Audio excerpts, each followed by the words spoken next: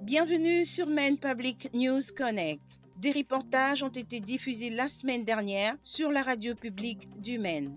Maine Public News Connect a été conçu avec l'organisme Maine Immigrant Rights Coalition, particulièrement avec l'aide d'autres organismes tels que Present Maine, Gateway Community Services Maine, ainsi que la communauté congolaise et angolaise du Maine. Maine Public est très heureux de travailler en collaboration à ce projet avec le journal mensuel et multimédia Amjambo Africa, qui est son partenaire médiatique officiel. Un grand merci à la Fondation Stephen et Tabitha King, à la coopérative de crédit Seaport, Lee Auto Malls et à l'hôpital St. Joseph Healthcare pour avoir généreusement soutenu ce projet. Très heureuse de vous retrouver sur Maine Public News Connect en ce vendredi 24 septembre 2021. Je suis Victoire Liwanga et voici tout de suite le principal titre de cette semaine. Le Centre de contrôle des maladies de l'État de Maine a signalé 614 cas de COVID-19 le mercredi, alors que la dernière vague du virus se poursuit. 5 décès supplémentaires dus à la maladie ont été également signalés. Cela porte au total le nombre de décès à 1007. Et enfin, à la date de mardi 21 septembre, 225 personnes ont été hospitalisées à cause du coronavirus. Il s'agit là d'un nouveau record pour l'État de Maine. Pendant ce temps, l'un des plus grands systèmes de santé de Maine étant le dépistage de COVID-19 pour atteindre les groupes qui sont confrontés à un plus grand risque du virus, y compris la communauté d'immigrants.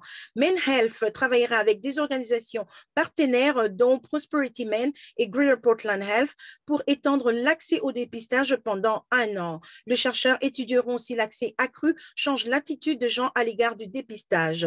Signalons que l'étude sera financée par une subvention fédérale d'1 million de dollars et également de nouveaux sites de dépistage devraient ouvrir d'ici la fin de l'année.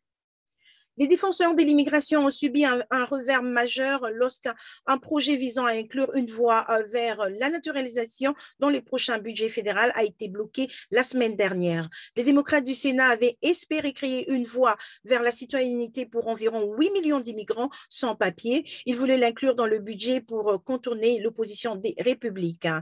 Mais le responsable du règlement du Sénat a déclaré qu'il ne pouvait pas inclure une telle disposition dans les budgets. Les défenseurs de l'immigration de Maine et partout dans les pays ont exprimé leur déception face à cette décision. Les démocrates du Sénat ont déclaré qu'ils poursuivraient d'autres stratégies pour faire passer la réforme de l'immigration. Les conseils d'urbanisme de la ville de Portland a approuvé la construction d'un nouveau centre d'hébergement pour sans-abri de 208 lits sur Riverside Street.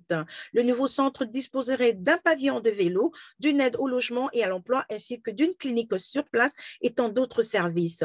Les partisans du projet affirment que les bâtiments est désespérément nécessaire et soulignent l'état inadéquat de l'actuel Oxford Street Shelter de la ville. Signalons que ce projet de Riverside Street a également fait l'objet d'une opposition et que ses détracteurs estiment qu'il est trop éloigné des autres services municipaux. Voilà, c'est par ici que nous concluons ce bulletin pour Maine Public News Connect. Je suis Victoire Liwanga. Merci à vous d'avoir suivi notre série des nouvelles hebdomadaires sur Facebook, sur YouTube et en ligne sur mainepublic.org. Et comme toujours, n'hésitez pas à aimer, à vous abonner et à partager cette vidéo afin de nous aider à faire une large diffusion de nos bulletins d'information. Merci à vous. Quant à moi, je vous retrouve au prochain numéro. Portez-vous bien et d'ici là, passez une excellente semaine. La Fondation Stephen et Tabitha King est en train de promouvoir, de renforcer et de soutenir les communautés du Maine. Seaport Credit Union, c'est une coopérative de crédit qui fournit des solutions bancaires innovantes tout en soutenant activement les diverses communautés du Maine. Vous pouvez la retrouver en ligne sur seportcu.org. Lee Auto Malls, le concessionnaire automobile qui est une entreprise familiale et opère depuis 1936 avec des succursales entre la cité de Bangor et celle de Saco. Pour en savoir plus, visitez le site internet leeauto.com. St. Joseph Healthcare, un hôpital qui s'est engagé à fournir des soins et à guérir les différentes maladies humaines. Pour de plus amples détails, vous pouvez retrouver l'hôpital sur le site internet stjosehealing.org.